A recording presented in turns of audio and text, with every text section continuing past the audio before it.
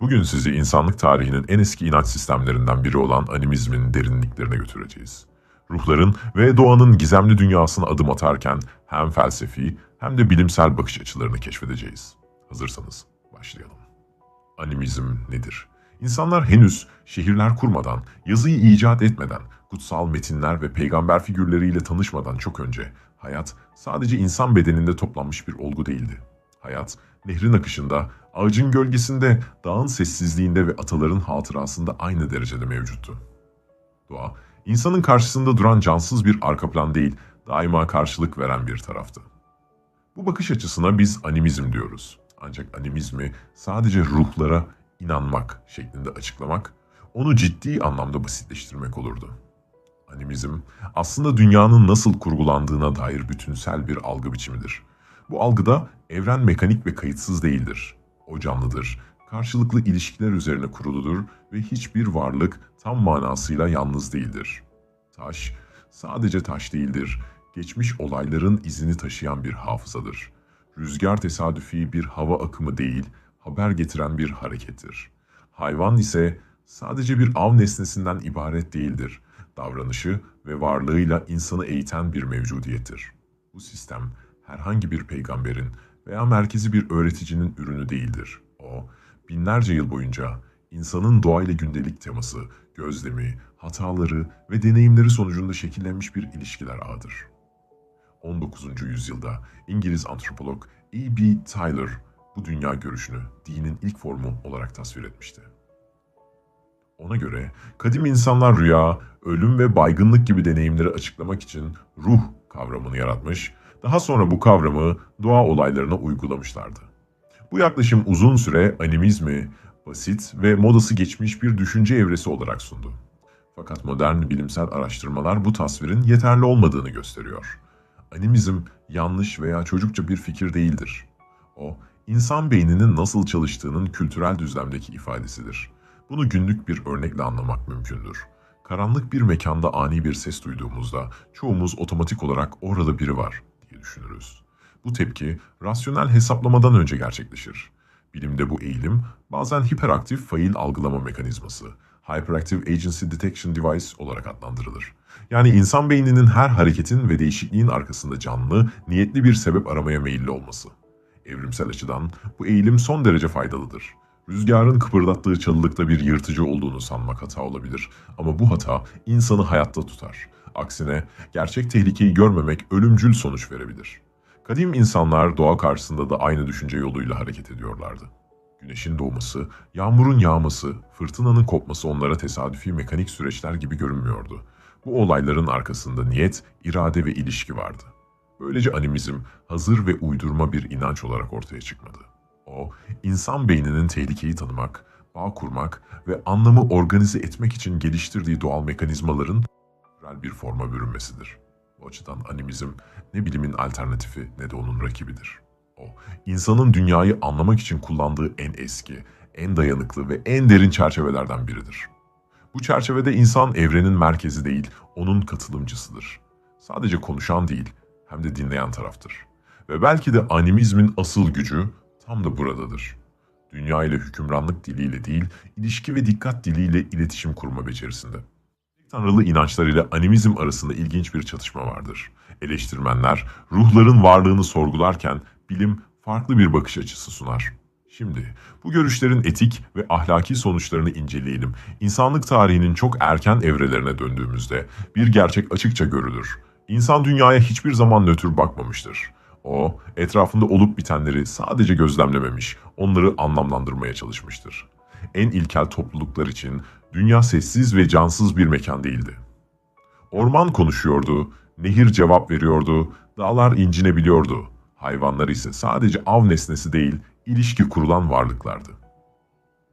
Biz bu bakışa bugün animizm diyoruz. Ama bu terim çoğu zaman yanlış anlaşılıyor. Çünkü animizm sadece doğayı canlandırmak değildir.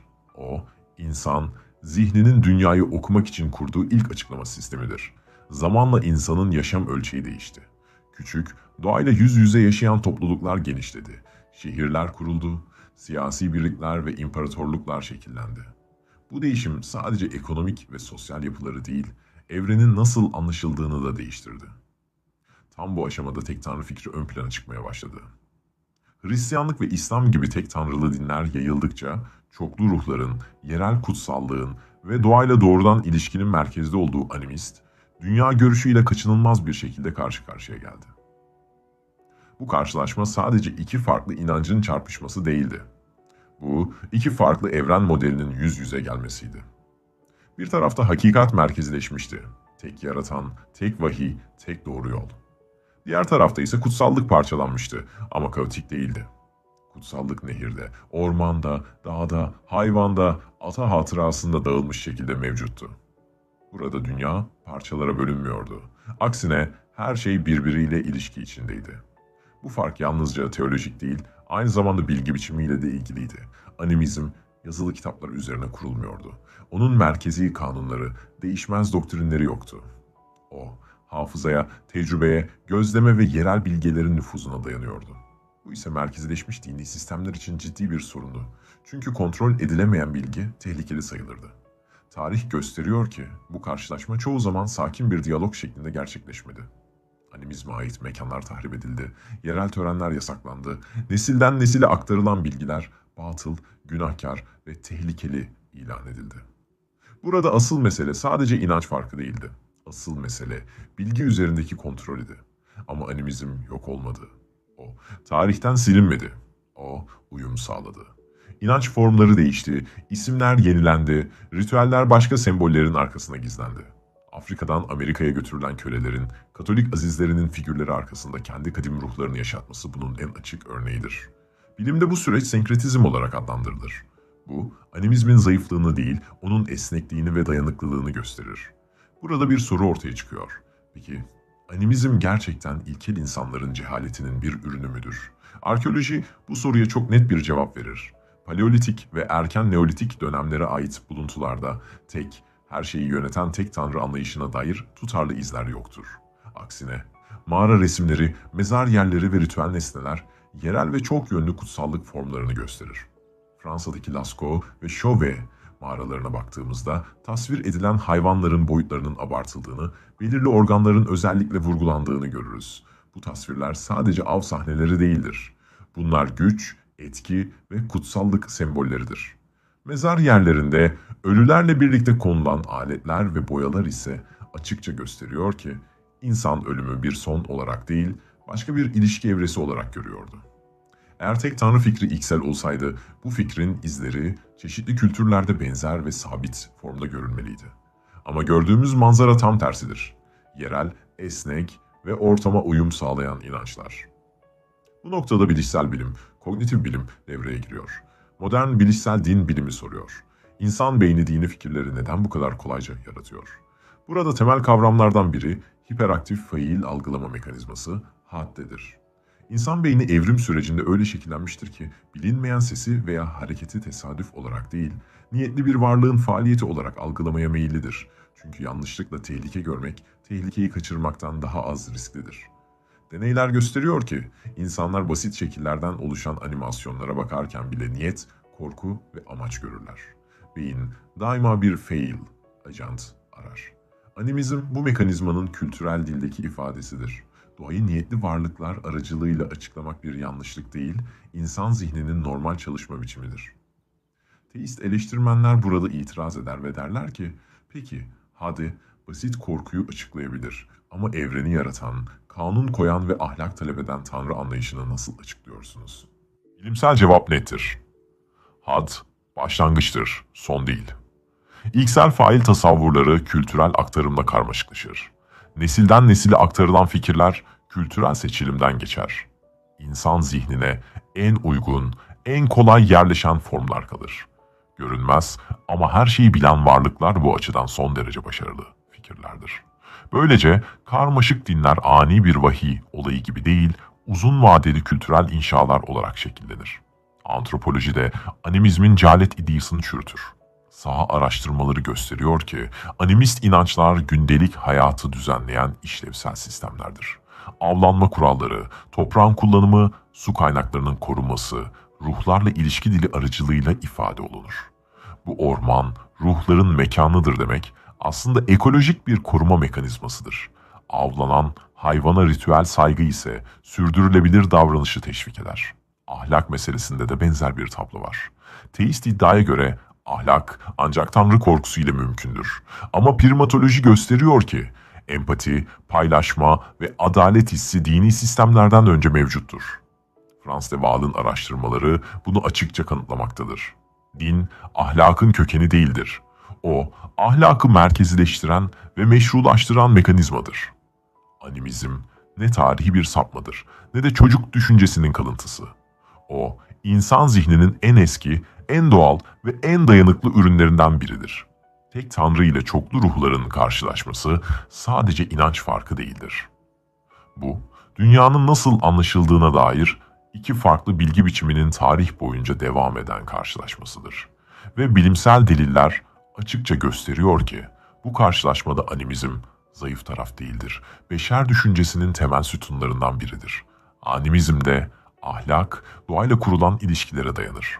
Peki bu ahlak evrensel olabilir mi? Yoksa sadece bir kültürün ürünü müdür? Bir sonraki bölümde ahlakın karanlık yüzünü ele alacağız. İnsanlığın en eski ve en ısrarlı hikayelerinden biri şudur. İnsan önce yaratıldı, sonra ise Yaradan ona iyi ve kötünün sınırlarını çizdi. Bu teist paradigmaya göre ahlak gökten inen bir pakettir.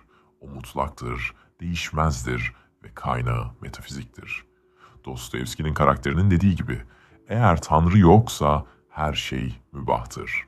Fakat antropoloji ve tarih bu hikayeye itiraz eder. İnsanlar tapınaklar inşa etmeden, kutsal metinleri taşlara kazımadan 10 binlerce yıl önce de toplum halinde yaşıyorlardı. Onlar birbirlerini koruyor, yiyeceklerini paylaşıyor, ihaneti cezalandırıyor ve fedakarlık ediyorlardı. Bu davranışların merkezinde ilahi bir emir durmuyordu. Merkezde daha acımasız ama daha gerçek bir kuvvet vardı. Hayatta kalma zorunluluğu. Bu animizmin dünyasıdır. Burada ahlak korkudan değil, ihtiyaçtan doğar. Doğu Afrika'nın, Tanzanya'nın kuzeyindeki Eesi Gölü çevresinde Hadza halkı yaşar. Onlar insanlığın çocukluk döneminin canlı fosilleridir. Hadzaların dünyasında buzdolabı yoktur, banka yoktur, yarının garantisi yoktur. Onların ahlak sisteminin temeli basittir, radikal paylaşım. Hadzalar avdan döndüğünde getirilen eti saklamak veya kendine daha büyük pay almak sadece ayıp değil, aynı zamanda mantıksızdır. Sıcak Afrika, güneşinde et bir günde bozulur. Bugün senin avın başarılı olabilir ama yarın eli boş döneceksin. Yegane banka, eti başkasının midesine koymaktır. Bugün ben seni doyuruyorum ki yarın sen beni doyurasın. Teist, dünya görüşünde paylaşmak sevaptır, ahiret için yatırımdır. Hadza dünyasında ise paylaşmamak sistem hatasıdır, intihardır. Burada hırsızlık anlayışı yoktur çünkü mülkiyet yoktur. Ahlakı şekillendiren Tanrı'nın gazabı değil, açlık riskidir. Amazon ormanlarının derinliklerinde Brezilya'nın Maici Nehri boyunca Piraha halkı yaşar. Antropologlar için onlar bir bilmecedir. Piraha kültüründe yaratılış miti yoktur.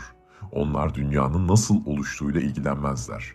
Onlarda soyut, her şeyi gören bir tanrı anlayışı ve ölümden sonraki hayat inancı da mevcut değildir. Peki, cehennem korkusu olmadan bu insanlar birbirini neden öldürmüyor? Pirahalar, deneyimin dolaysızlığı, immediacy of experience prensibiyle yaşarlar. Sadece gördüklerine inanırlar. Buna rağmen onların toplumunda kaos hüküm sürmez. Yalan söylemek, agresiflik ve cimrilik sert bir şekilde tecritle cezalandırılır. Sık ormanda, küçük grup halinde yaşarken başkasına güvenmemek ölümü eşdeğerdir. Bu örnek kanıtlıyor ki insanın sosyal bir varlık olarak şekillenmesi için metafizik bir polise ihtiyacı yoktur. İnsan sadece yanındaki insana muhtaç olduğu için ahlaklı olur. Afrika'nın güneyindeki Kalahari çölünde yaşayan San ve Kung halkına göz atalım. Çöl acımasızdır. Zayıflar için yer yoktur. Fakat San toplumunda hastalar, sakatlar ve yaşlılar yük gibi atılmaz. Aksine grup kendi kaynaklarını onlara harcar. Bu romantik bir hümanizm değildir. Bu rasyonel bir hesaplamadır. Birincisi, herkes bilir ki bugün güçlü olan yarın sakat kalabilir. Sistemi, zayıfı koru prensibi üzerine kurmak herkesin kendi geleceğini sigortalamasıdır. İkincisi, yaşlılar canlı kütüphanedir. Suyun nerede olduğunu, kuraklık zamanı hangi köklerin yendiğini sadece onlar bilir. Onları korumak, aslında kabilenin kolektif hafızasını korumaktır. Burada merhamet, biyolojik bir stratejidir. Animizmde ahlakın karanlık tarafı animist dünyayı idealleştirmek hatadır. Ahlakın kaynağı şartlar olduğu için şartlar sertleştiğinde ahlak da gaddarlaşır. Arktik bölgenin Inuitleri buna en bariz örnektir. Buzullar arasında gıdanın her gramının hayat demek olduğu bir dünyada ahlak bizim modern anlayışımızla çatışır. Tarihsel olarak ekstrem kıtlık dönemlerinde yaşlı Inuitler gönüllü olarak buzun üzerinde ölümü seçerlerdi veya aileleri tarafından terk edilirlerdi. Teist veya modern humanist etikte bu cinayet veya intihardır, bağışlanmaz günahtır. Fakat Inuit ahlakında bu yüce bir fedakarlıktır. Grubun, gençlerin ve çocukların yaşaması için bireyin kendini feda etmesi zorunluluktur. Burada bireyin hayatı kutsal değildir, kutsal olan grubun devamlılığıdır. Benzer şekilde Amazon ve Yeni Gine'nin bazı kabilelerinde kaynak yetersizliği zamanı kusurlu doğan bebeklerin yaşatılmaması kararı verilirdi. Bu, gaddarlıktan değil, matematikten ileri geliyordu. Umutsuz bir bireyi yaşatmak, bütün grubu mahva götürebilirdi. Teist ahlak, hayat dokunulmazdır der. Animist ahlak ise hayat devam etmelidir der. Hatta bazı bireylerin ölümü pahasına olsa bile. Cinsel ilişkilerde de manzara farklıdır. Amazon ve Melanezya'daki birçok toplulukta monogami, tek eşlilik, katılığı yoktur. Cinsel ilişki sosyal bağları güçlendirmek için bir araçtır.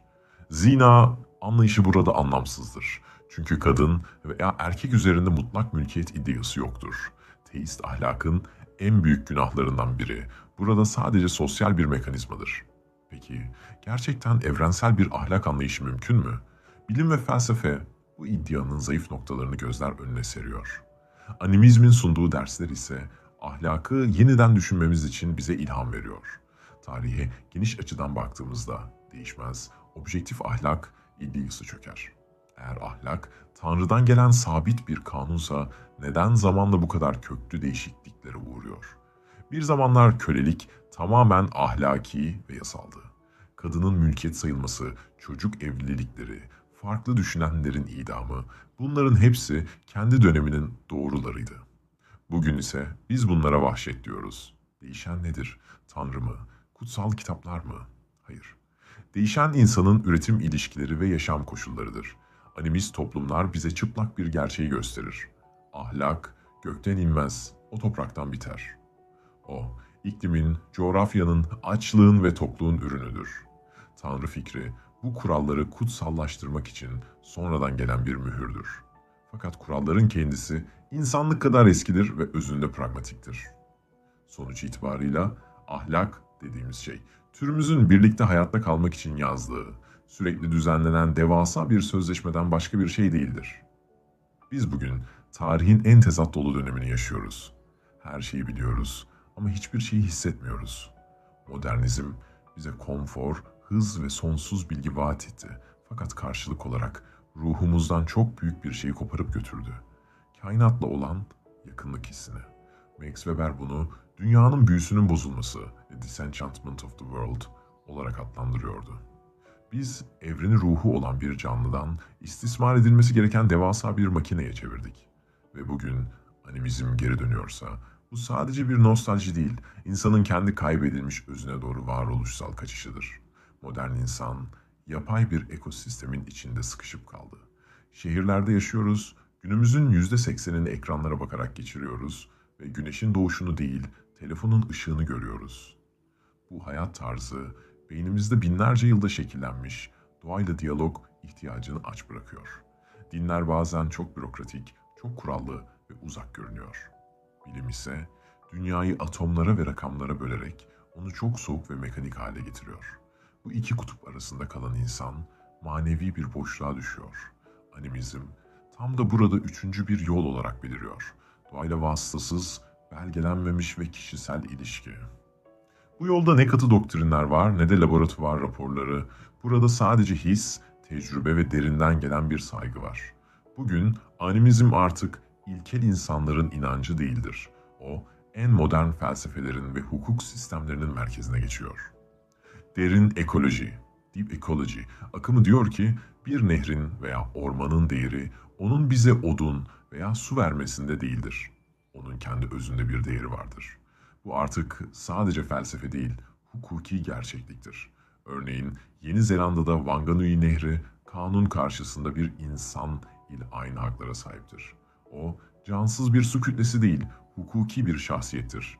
Bu modern hukukun kadim animist mantıkla nehrin ruhu ve varlığı var düşüncesiyle barışmasıdır. Biz artık anlıyoruz ki doğayı korumak hayırseverlik değil, kendi ailemizi, kendi evimizi savunmaktır. Animizmin geri dönüşü insanın evrim zincirindeki köklerine dönmesidir. İnsanlar şimdi ormanlarda sadece gezmiyor, orman banyosu yapıyor, toprakla fiziksel temas kuruyor, meditasyon aracılığıyla içsel sükuneti arıyorlar. Bu arayışlar gösteriyor ki biz dünyayı ne kadar teknolojik yapsak da biyolojik olarak hala o kadim ormanın sakinleriyiz. Animizm binlerce yıldır yaşıyor. Çünkü o öğreniyor ve değişiyor. O ne kitap sayfalarında tozlanıyor ne de cansız heykellere sığınıyor. O insanın her nefesinde, bir ağaca dokunuşunda, bir hayvanla göz göze gelmesinde yeniden doğuyor. Şimdi ekolojik krizler ve manevi aşınmalar döneminde evrenin o kadim, unutulmuş sesi yeniden duyuluyor. Bu ses bize diyor ki, sakin ol ve dinle. Doğa cansız bir arka plan, fon değil, seninle konuşan bir varlıktır. Ve sen ondan ayrı değilsin. Bu, hikayenin sonu değildir. Bu, insanlığın kendisiyle yeniden tanıştığı yeni bir faslın başlangıcıdır. Evrenle konuşma sanatı hiçbir zaman ölmez. O, sadece biz, gürültüden yorulup sustuğumuzda yeniden hatırlanır.